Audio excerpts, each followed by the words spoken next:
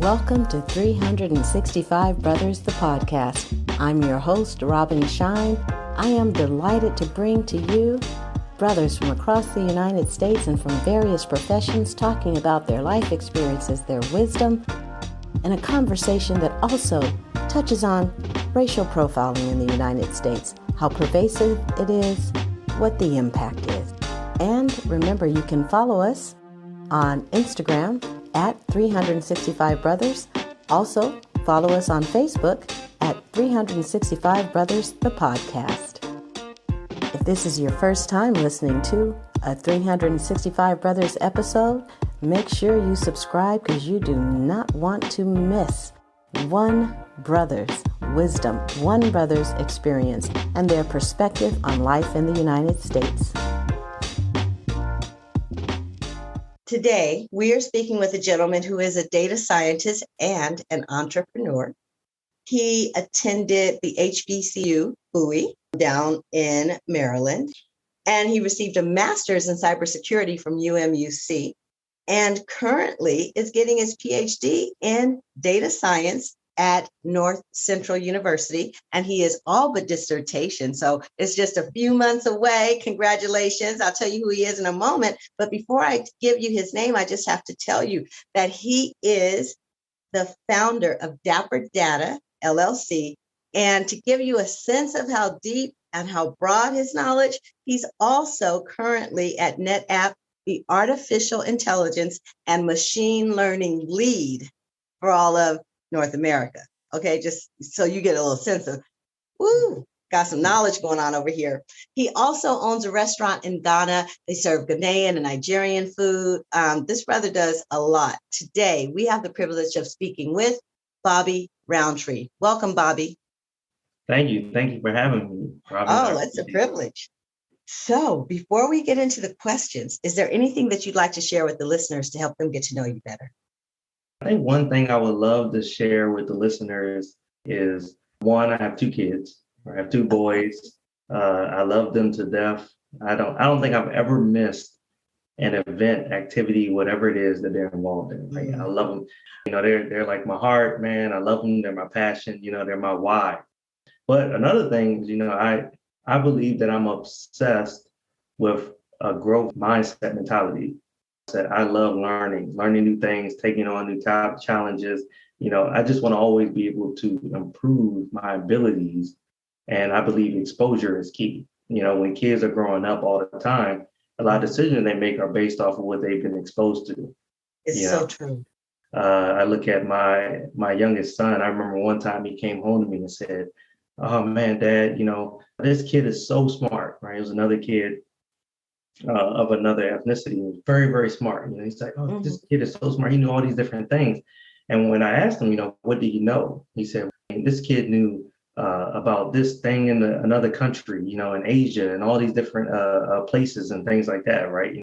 And I was like, man, you know, I think that's because he's been exposed to that. Right. It was exposure that was key.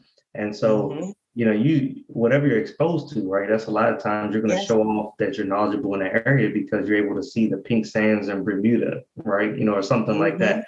And, you know, so I took him, I said, I got to take him right away to go out the country. We're going to go somewhere. And then he was able to tell the story. And a lot of kids were able to, you know, say see him that way. So, yeah. So excellent. That's me right there. Okay. Well, you know, it's clear you're all about growth, just with not only the level of educational attainment, but, you know, what you're interested in, and then to take what you're doing and turn it into a business, Dapper Data, which we'll talk about, you know, over the course at some point of this interview. And then clearly you're multifaceted with going into the restaurant business. So I hear you. I believe in growth mindset myself, totally.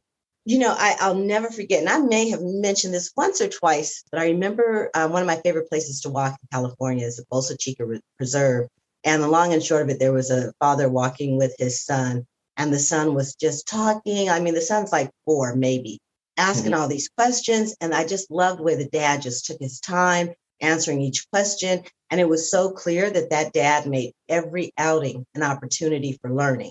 You know, just taking that time. And I was like, man, that is the consummate parent and exposing a son and letting them learn stuff. And I think we could get so far ahead in one generation just by having parents like see every outing as an opportunity for learning. Like, get off your phone, let's talk. I mean, it's early for me to get on my soapbox, so let me just put it to the side. Right. No, you're absolutely right. When we talk about exposure, man, if you really think about it, the kids spend more time at school and around their peers than they spend at home with their parents, right? Yeah. I mean, they're exposed to so much. So you have a short window to kind of teach.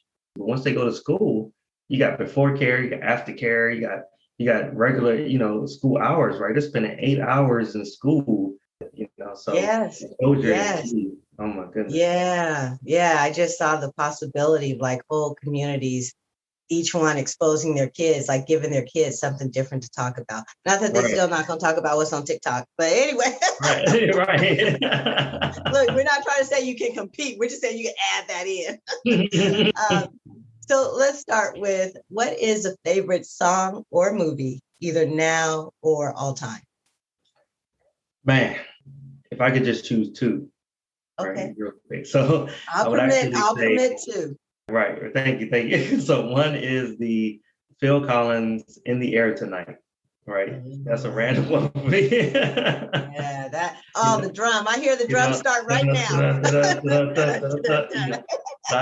I mean, who doesn't like those drums, right? I love it. But the one that I probably play at least once or twice a month, right, on repeat is "You Will Know" by Black Men United.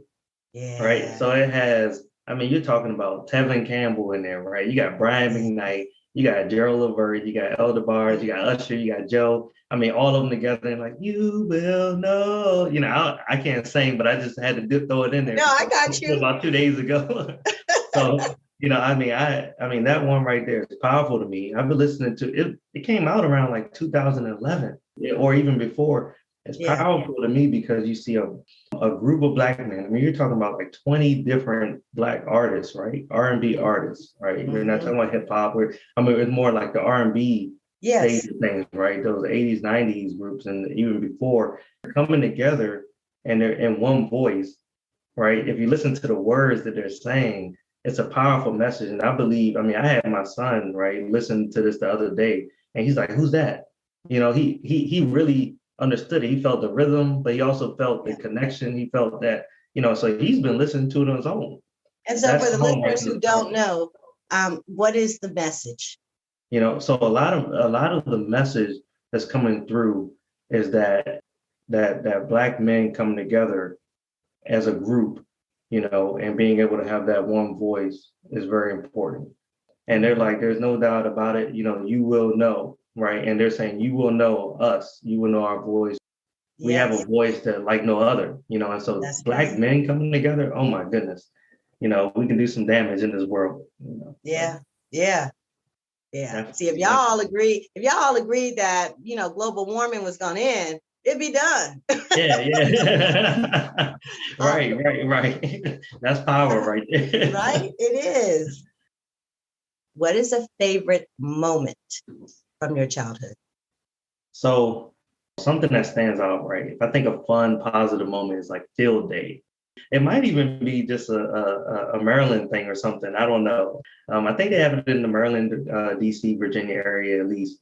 But field day, it was the last day of school and you had all these different events going on. It was like the Olympics for elementary school kids, right? And you had to sign up and register for like the 100-yard dash, or you had to do like the monkey bars and you can challenge some of the monkey bars. And you had like capture the flag. You had, oh my goodness, you had so many different challenging activities, right? And I felt like I prepared for a field day from beginning of school all the way to the end. Whether I was playing sports. And is it every grade level? Every grade level. Okay. You had field day at the end of you get your shirts, right, for your class. So then you got team sports where your team to win these different trophies. Then you had individual sports, right? So I was like, okay, I'm going to win this sprint, right? There's nobody faster than me because I play football, things like that. I'm challenging everybody. Then you have water sports. We have balloon water tosses. Oh You're my. jumping in like a sandbag and stuff. I mean, it was intense for an entire day. So of all the field days, of all the events, which one is like, okay, but you know what? This one right here killed it. Yeah.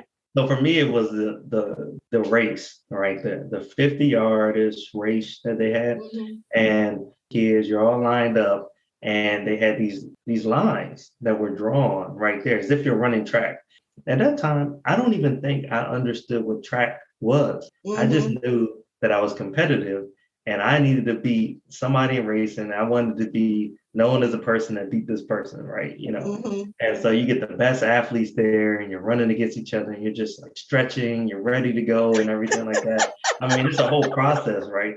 It's funny because you put so much effort into it. I can't deny. I'm not. I'm going like, I'm listening here. I'm like, dang, y'all took this serious. Like, you stretching, you give an eye, you like, ready to go.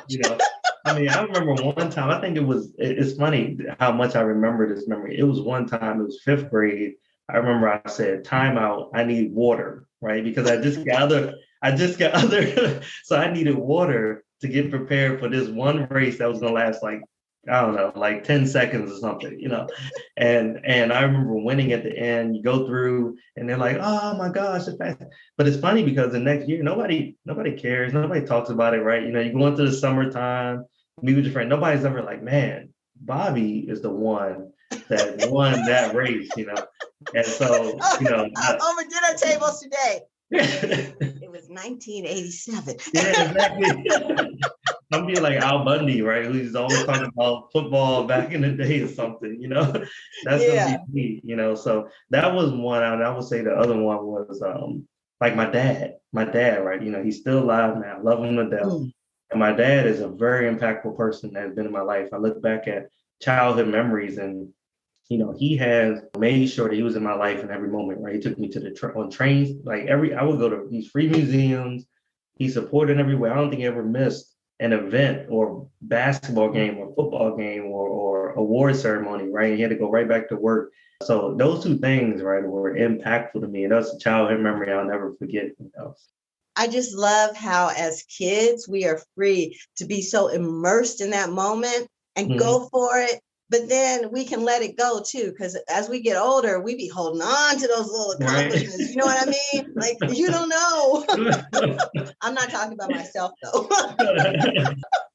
Yeah. And then, and then the other thing is, I love that you shared about your dad, because now we see, you talk about exposure and modeling. And it's like, I just got that your father modeled who you're being as a dad, Absolutely. Yeah, that's cool. Let's talk about accomplishments. Clearly, one of the accomplishments that is important to you is being a dad. In addition to that, I asked this question: which accomplishment is the one that means the most to you personally, Bobby? And then secondly, which accomplishment is the one that when others hear it, it's the one that they're most likely to go, oh, wow. So let's start with the first. Which accomplishment is the one that means the most to you personally? The restaurant that I have in Ghana. That, along with the Dapper Data business, but they kind of coincide, with each other.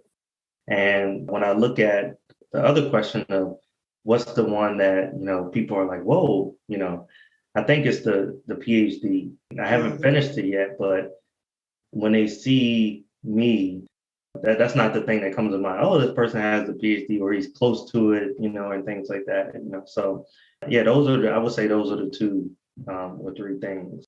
For those who don't know, a PhD in data science, that's in the realm of computer science, is it not? Or statistics? Yeah. Like, that's what I think of, statistics, computer science. Yeah. Both of those, for me, they hard. And I love math. I love math in school, but I am in awe. So when you say that that's the one that gets people like, I mean, first of all, mad respect to anyone who goes for a PhD. Like, that's awesome. But I will admit to a particular slant and bias that when somebody gets a PhD in computers, engineering, data science, I'm like, dang. Right. So congrats, right?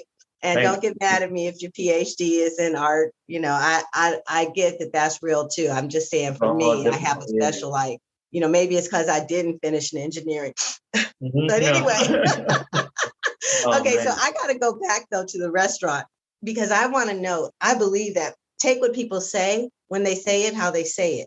And so before you said Dapper Data, you said the Ghanaian restaurant. So I want to know, what is it about the Ghanaian restaurant that has that be, an accomplishment that means so much to you?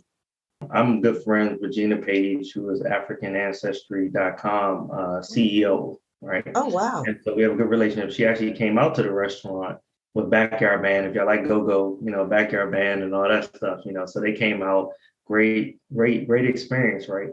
But I traced my roots back on my father's side through AfricanAncestry.com, and it was 100% Ghanaian, right? Really?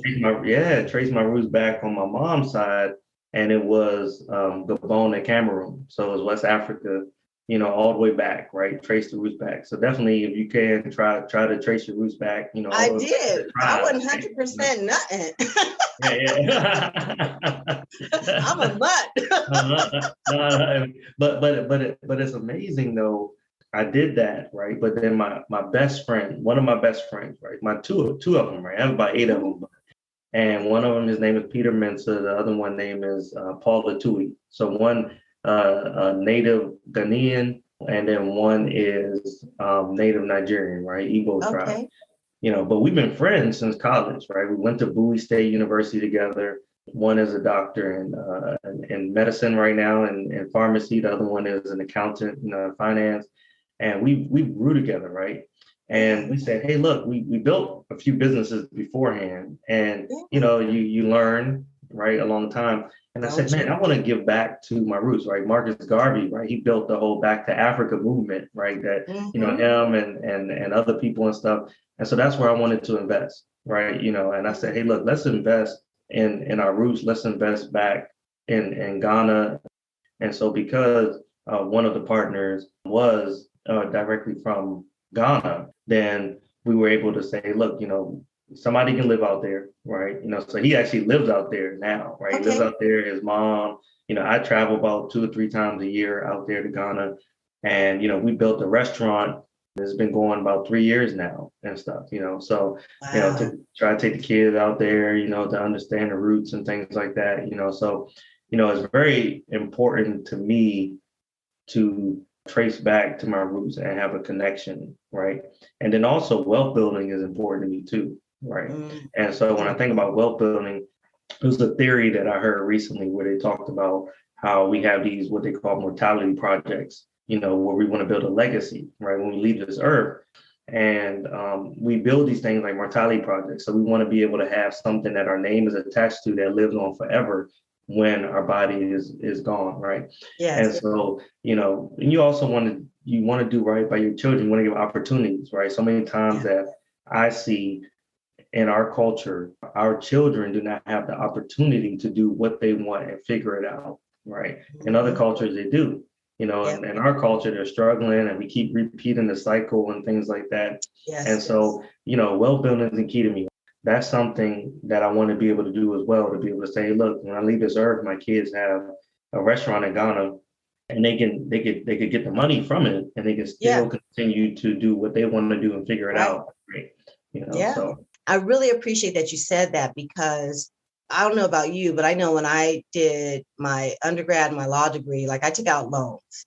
And, I'm fortunate that I had some circumstances that allowed me to get that off my books. You know what I mean? Like that, I don't have any student loans to pay now. But I will tell you that left on its own, I would have been paying something like $700 a month past my retirement. You know what I mean? If it hadn't been for, buying a home and whatever. But my point is this. My mom didn't have exposure to, she didn't go to college. She did, she did some college, but she didn't do like a bachelor's and all that. So there, again, like a theme that I'm seeing, at least in this conversation, is exposure, right? Like there was no Mhm. exposure in my family. I was the first one to get a 4-year degree. And so there was no one to say, wow, it's expensive. Let's put some money aside so that you can get the education, but not be saddled with that debt, right? But Right. imagine if, every college educated Black family passed that on as, your kids will go to college, but they won't come out with any debt. You know what I'm Right. saying? Right. Oh, that would be Yeah, so. absolutely. Yeah. So I love what you're building. And thank you for, just putting that in. I like to kind of just share back what I heard, which is your pride in your ancestry. What does it mean for you to be able to know this part of the planet is 100% your home? Man, that's a great question. It means everything to me. It's a connection that I don't think people understand until they really feel it. Do they really like till they go through that process and they're saying, man, this is me, right? Right, for something that says this is me, right? When you think about your roots, if you get a chance to really try to figure out and understand where you come from, it almost helps you understand why you are the person that you are. Because what they do is they give you details, right? Through Gina Page, right? I'm talking all the way back to the tribe, right? Really? The Khan tribe, right, that I'm a part of in Ghana is a tribe that is one of the biggest tribes out there. But the interesting thing is that their mindset is like entrepreneurship, their mindset of building. And I'm like, man, that's me. And when you go there and you realize like you actually realize that you are home there. When I got there, I felt more at home there, honestly, than I felt in America. It was so weird. You're talking to everybody, everybody's just welcoming, right? It's just you automatically feel that connection, so it's different, and I advise everybody to. I'm not trying to promote AfricanAncestry.com, but you go there and stuff, versus say, man, ancestry, right?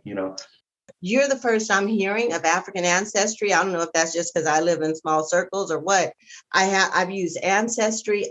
Way back in the day, I did National Geographic, but it's so general. Are you telling me that if I did one with African ancestry, I might get more specific results? Oh, absolutely. Yeah. Yeah. They'll tell you straight up that their results will dive into, all the way back to the tribe.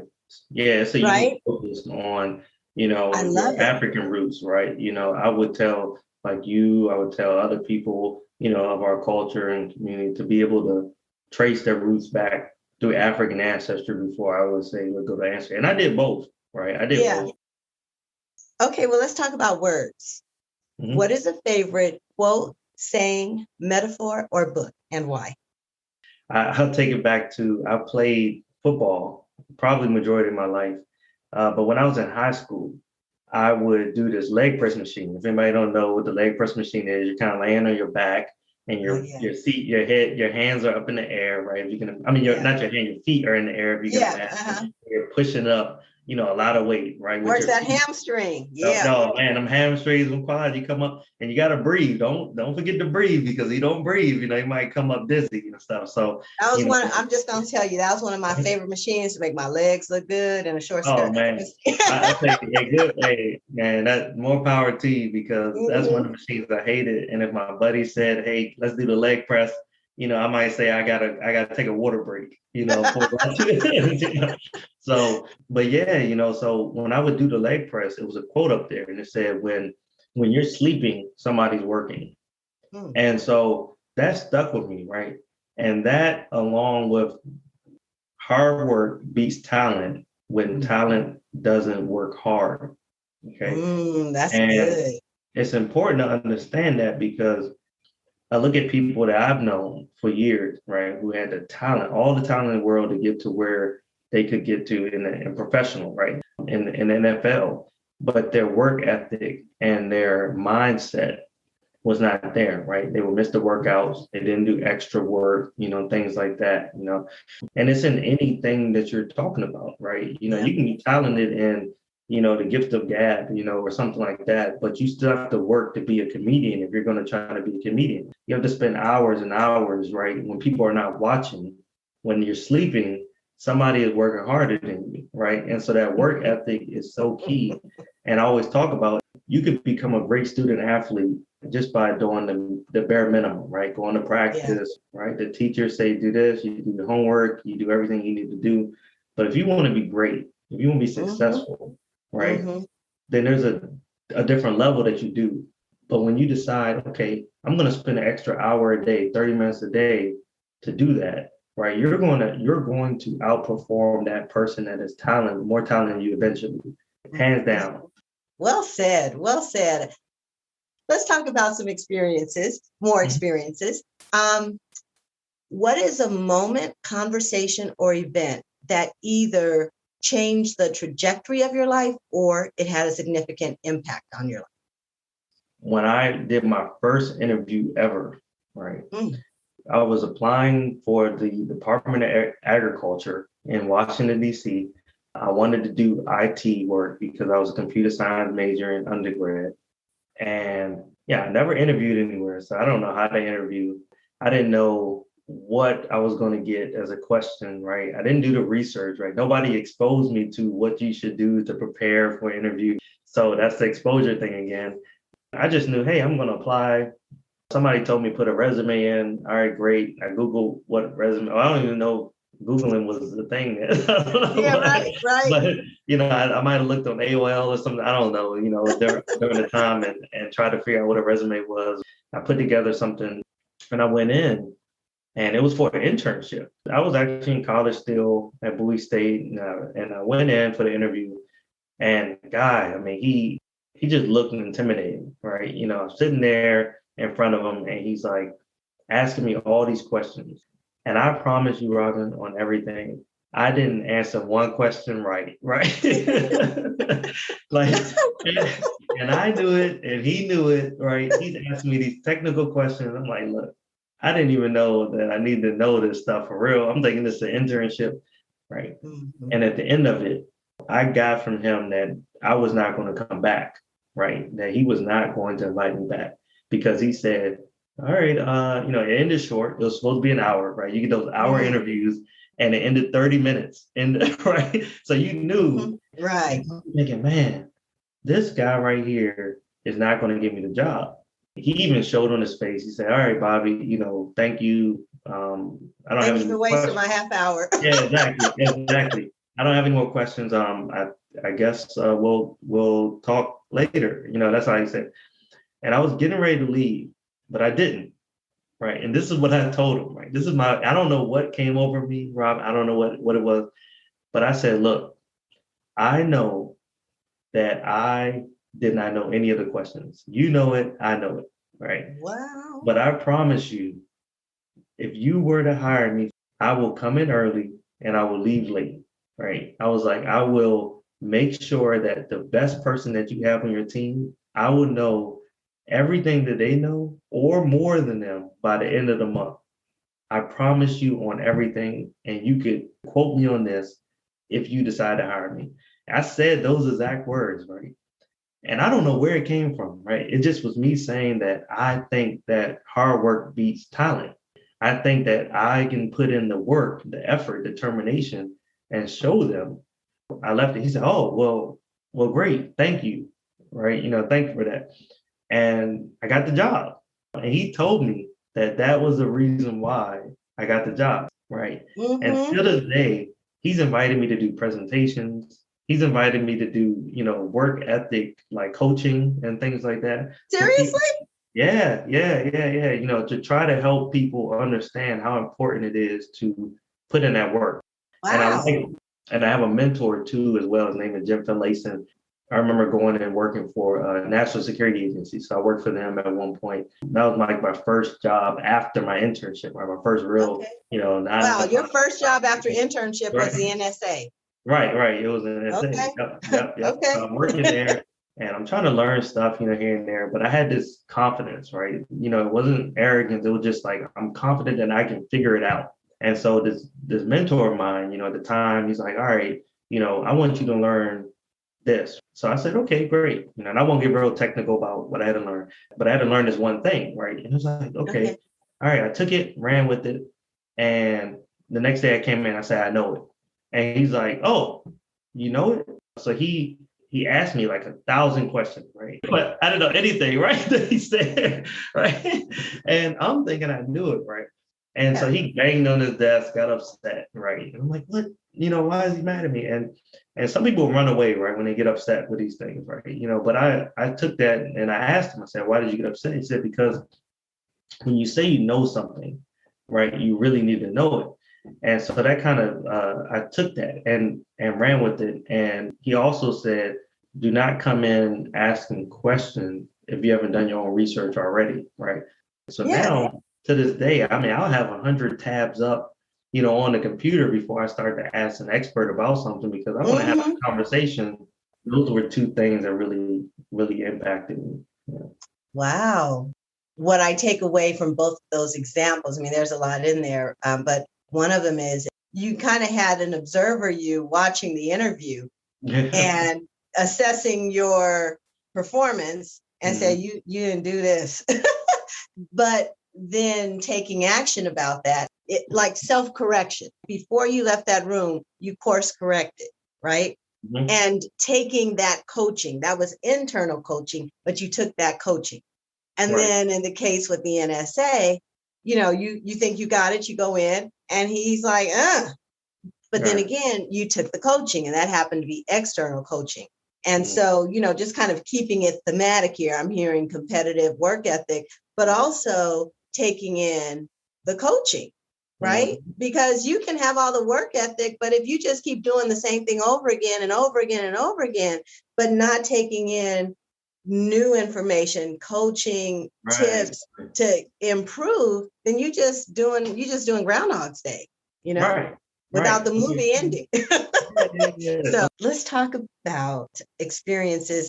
Bobby, what is a moment or event that in some way signifies or highlights your experience as a Black man in the United States?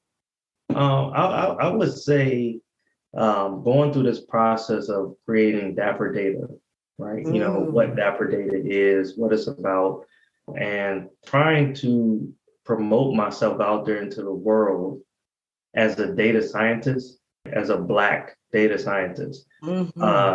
It's unique, right? It's rare when I see it, right? The community of data science that I have thrown myself into, whether it's podcasting, right? So I have my own podcast.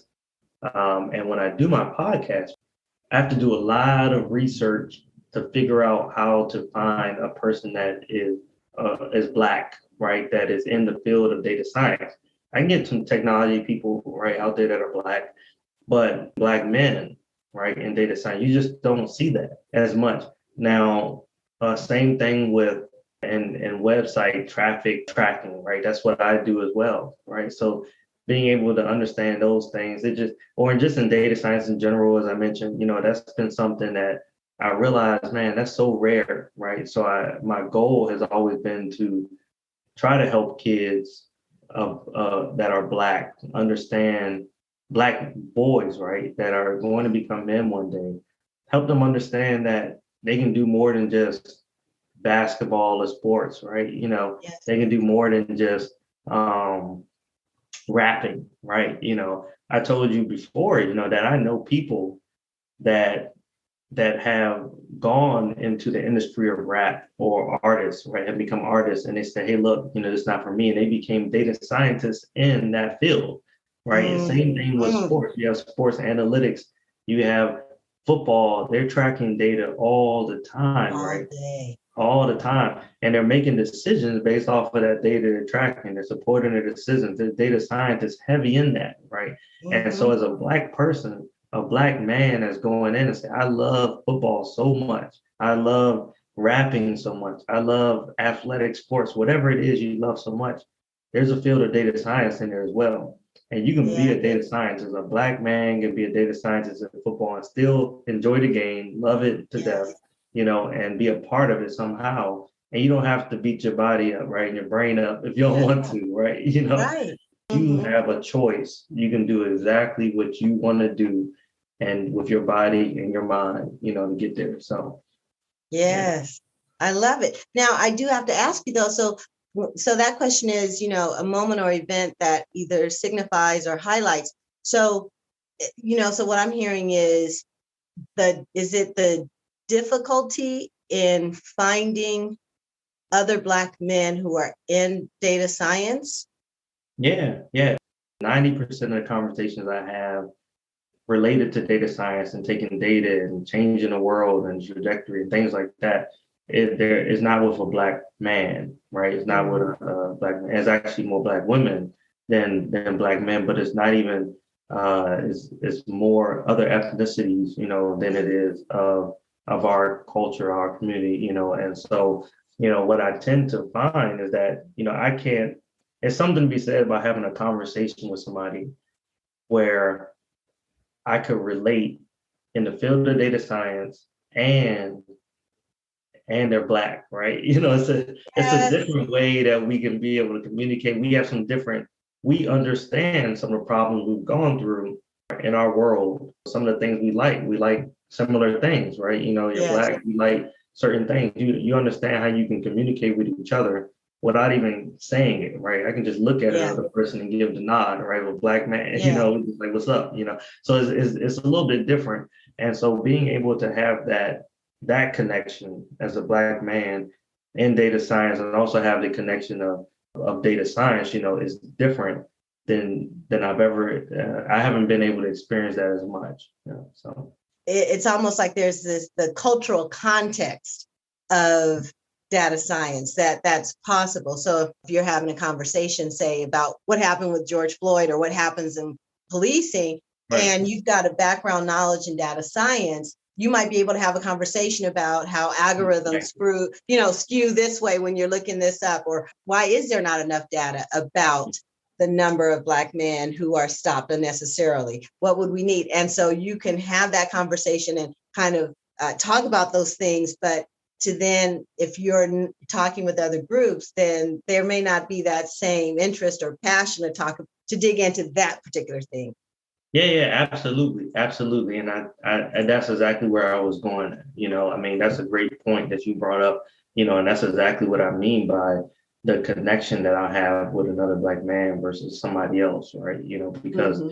I think about the problems that a Black person has to go through. For instance, my dissertation in data science right now is on the lack of venture capital and other innovative funding for the African American entrepreneur, right? Mm-hmm.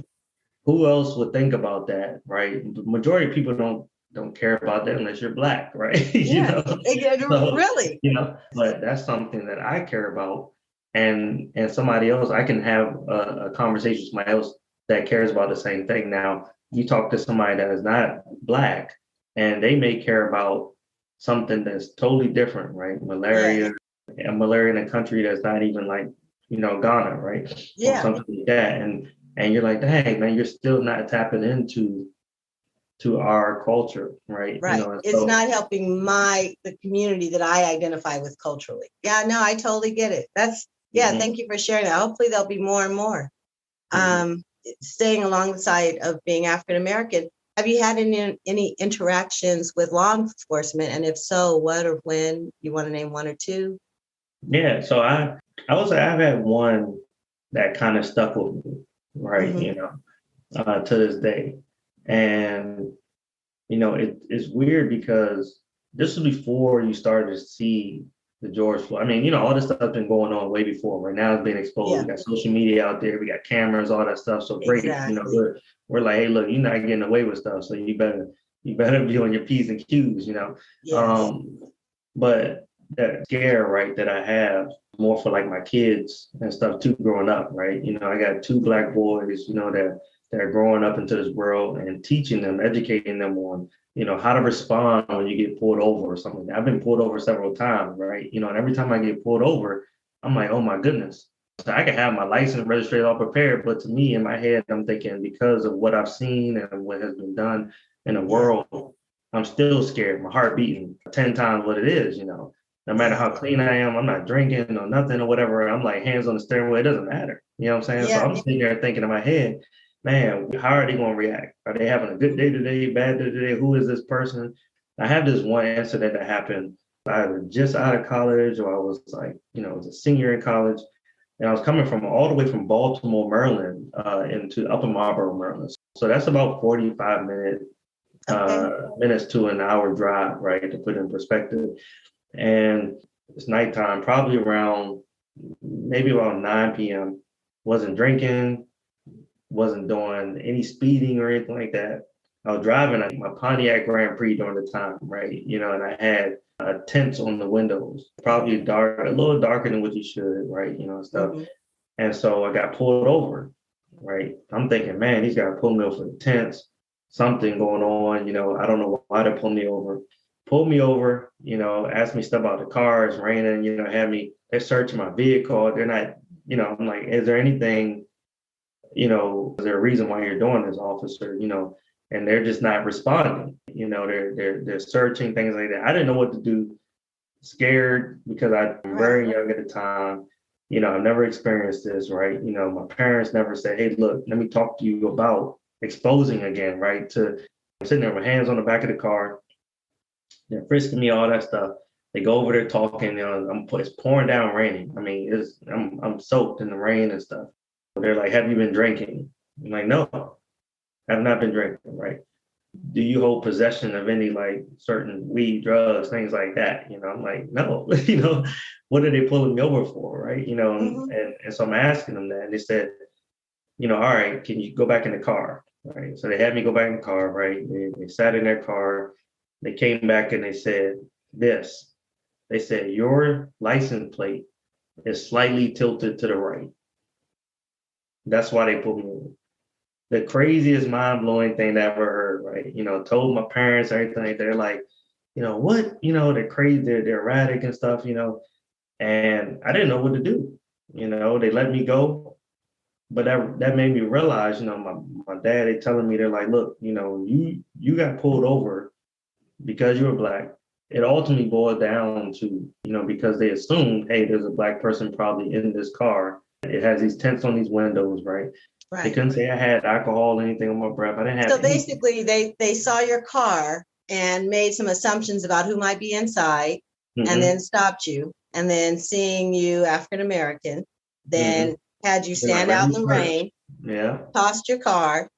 And then after they've exhausted any possibility of finding any reason to arrest you or hold you. Let me make up something crazy. And I was like, man, you're steering wheel, you're driving. But you know what's crazy? They say here's I thought we already had the crazy part. Okay, what's the crazy part? To me, that's the crazy part. But it's like, man, they didn't say it, but they gave me the ticket, and that's what it said on the ticket. You actually got a ticket for that? Yeah, I got it. It was a warning. Right? Oh, okay. That they gave me, and they say you need to make sure your license plate is straight when you driving and stuff. I was like, they had me believe that was an issue or something. I'm like, man, I understand, because when you're younger, you don't know. So you're like, man, you better have your license plate. I can imagine, because I get that, right? Like, from then on out, I'd be carrying a ruler, like. Right, exactly. I would have been, man, drive off. Six. Okay. Exactly. All right, I'm good to drive. All right, I'm good. I'm sorry that, I'm laughing because that reminds me of something that could be in some kind of crazy movie, like you see some kid and the other ones are like, what are you doing? I'm measuring my license plate, make sure we don't get stopped. Oh, man. Well, I thank you for sharing that, because a lot of people, that's why I'm doing this podcast, because some people may not believe how little it takes and how ridiculous some of the stories can be. So let's move on from that. And let me ask you this question. If the United States was a woman, whether she's a mother, lover, stranger, neighbor, friend, you call it, if the US was a woman, what would you say to her? Oh, man, that question is deep, right? It's a real good question. I would say, I love you and hate you at the same time. I would say you provide opportunity, but make it hard for a brother to be successful. Mm. And I would end it with all that being said, I'm still going to get what I want for me and my family. Mm-hmm. That's what I would say to it. There ain't nothing to add to that. I love it. I love the part, especially when you said, you do provide opportunity, but you sure make it hard for a Black man to be successful. Like, anyway, brilliant. Thank you. So let's talk about love. Okay. What is a non-familial moment that epitomizes love for you? Now, I would say that a situation that actually showed love in my eyes and my heart, it was pretty recent, right? Around this COVID time, it was at one point last year that so much was going on during COVID, right? In a year's time span, I had people close to me that had died from like natural death, from COVID, committing suicide, so I had a lot of brothers. I had two of them that did that, right? So you're sitting there thinking, man, what is going on, right? You're shedding tears, everything is hard, tough on you. And, attending funerals left and right, every month and stuff, and what I did was one time, man, I was sitting with my boys and we were just sitting there just chopping it up. We were, having a nice little conversation about some other things, but we started getting a little bit deep, right? We drinking a little bit and stuff, got a little deep, and, I just let it go, man, just crying in front of them and stuff like that. And then them as well, right? We're just all expressing how hard it has been for that year, specifically talking about the Black man and how hard it's been, during these times, because you start wondering what's going on. What is it, that's going on? Why does a man decide he has so much going on in his life that is positive, but he still decides to take his own life, right?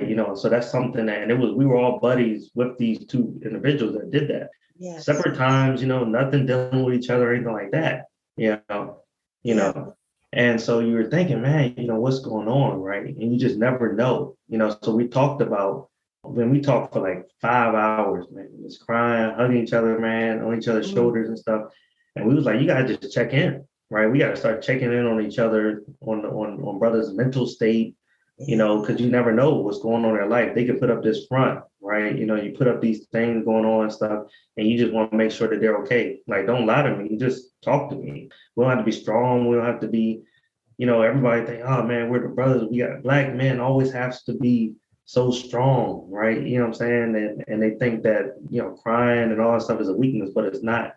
And so from then on, man, we've been checking in. We took our friendship that we've had since Bowie State. So that's like 15 plus years that we've known each other. And we're always connected, right? Over fun, friends, family, loved ones, things like that. But we take that to another level. Instead of, us chopping it up every once in a while, we checking in on each other almost every day or every other day we're checking in. So we've gotten closer. We chose to make an effort and be, intentional about making sure that we show that we love each other and we're holding each other accountable for our actions as well, to make sure that we're like, hey, look, are you doing this the right way?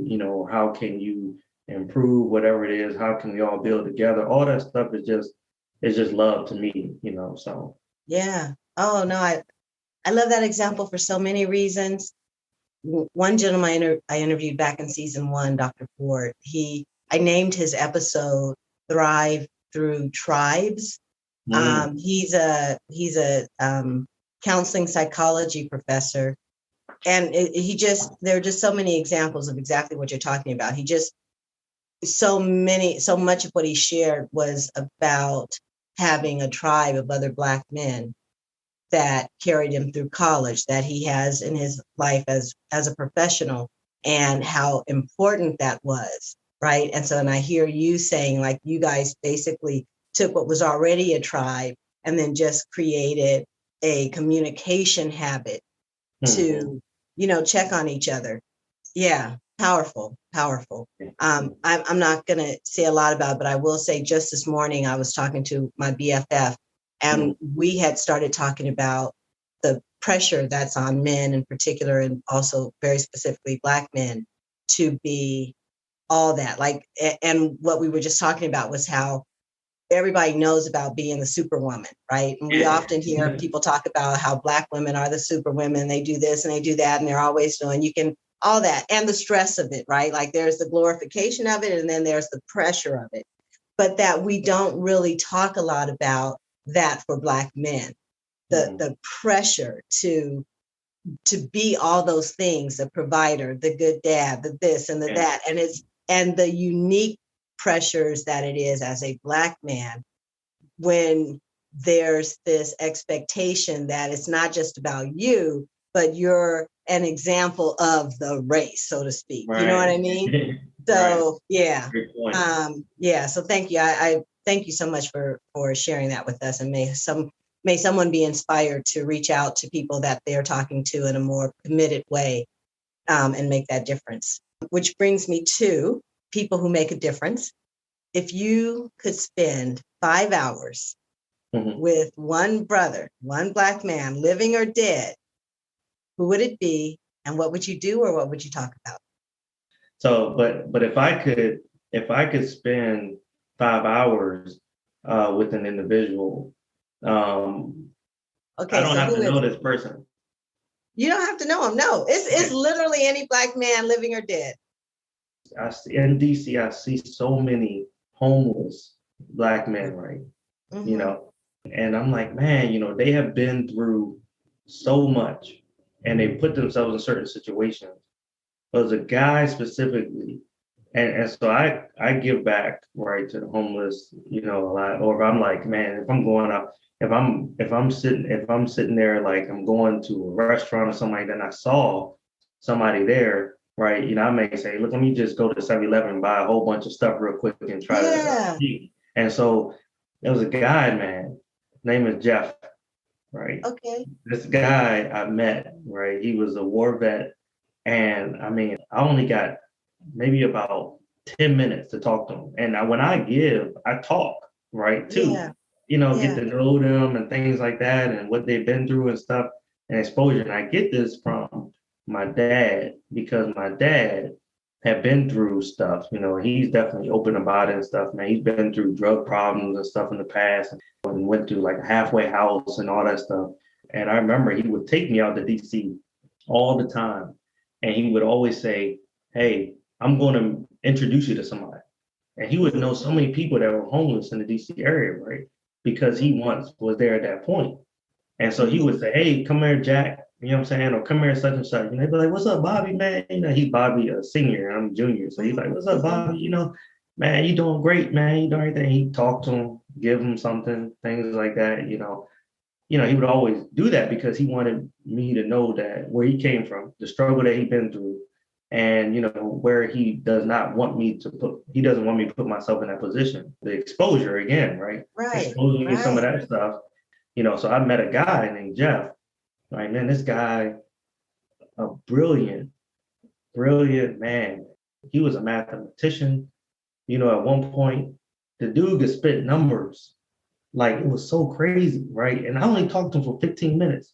And he was dropping so much knowledge. He never went to college or anything like that, but he ended up homeless, right? Really? Yeah, he ended up homeless.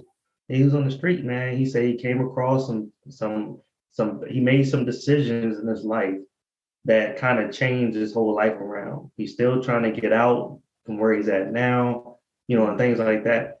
And this guy shares so much wisdom. I mean, I can go on and on about how much knowledge he had from his experience and exposure. And I would love to spend 5 hours with this person to be able to say, look, teach me more. Because he actually sat down and was teaching me about how he had a job. It was like 2 blocks down from where he's at, right? Where he was at the time. And he was like, man, I had this job with these 2 white guys, right? And he's like, he was making good money. He had a girlfriend, everything like that. And then, those 2 guys he got in an argument with, but those 2 guys kind of set him up. This is like fast forwarding through all the conversation, Yeah, but yeah, they yeah. set him up, and they did something to his bike, and he was going down the street. It was a street they showed me. We was right there, and he was like the handle went off. He went down that street several times. Right, handle went off, broke it, messed up his teeth and stuff like that. They was always against him, right? But he couldn't do anything because they were the owner's sons, and they Yeah. had beef and things like that. During that time that I talked to him, he said, he ended with a quote. He was like, "Yeah, don't." He was like, "It's so easy. It's so hard to follow that yellow brick road, but it's easy to fall off. And once you fall off, it's hard to get back on." Mhm. Right. And so when he said that, I was like, man, the wisdom that somebody has that's been through so much. He's like, man, when you fall off that path, right, you can be on the straight path. When you fall off this one path, right, it's hard to get back on. Yeah. So I thought that was powerful and stuff. But yeah, Jeff, man, that would be the person I would probably try to spend 5 hours with. Sorry to go in that route. He's just always been on my mind No, for no, years and that's stuff. that's the beauty of asking different people these questions. Mhm. You know, you might be the only person who actually answers with the name, like one that you even know his name, right? Like Mhm. that is not, because I'm gonna be honest, like when I am in that space and I might, offer something, give something, all that. I'm gonna just be real. It's not like I go, hey, tell me about, your life. It's more like, hey, I just saw you here and I just wanted to, and then I get back in my car and go on. And so I just really appreciate who you are in the world, that you're, and I get the example from your father, but still, it's still a choice that you make each time you do that, that you listen. Like I'm such an advocate of the compassion that's involved in just the act of listening. And I love your answer. That's awesome. Thank you. Which brings me to the actual last question, which is, so Bobby, now that you and I have had this conversation, what did you get for yourself personally out of participating in this conversation? I would say I was able to, sit down in my own thoughts. That doesn't happen often with me. For us to be able to sit down and I'm able to reminisce back on my life, things I've been through, the reason why I am the person I am today. A lot of the trials and tribulations, but also success, right, to what I am today, right? Being able to understand that I have been through a lot. A lot of times you just fly through life, right? Without really sitting back and that whole cliche term, smelling the roses, right? You don't do that often. You're just going, going, going, always trying to create those mortality projects that I talk about, right? Always trying to create these things in life, but then when you leave, you never got a chance to really say, hey, was I successful? Did I do what I did? Did I experience this and that? It's something to be said about being able to reminisce on those things, So I appreciate you allowing me to be able to do something like that too. Well, I have to tell you, your answer inspired another question, and I think I might add it going forward, which is, so what did you learn about yourself from this conversation? Oh, great question. I would say I've learned that I have done some things that people would say are achievements, a lot of times when people have asked me the question, how do you define success? And I'm like, I don't know, right? I don't have an end, right, to it, right? And so I've learned that I have to accept the small wins, you know. A lot of times, I have these grand goals in life, right? You say financial freedom, you could say getting the Nobel Peace Prize, whatever it is, right?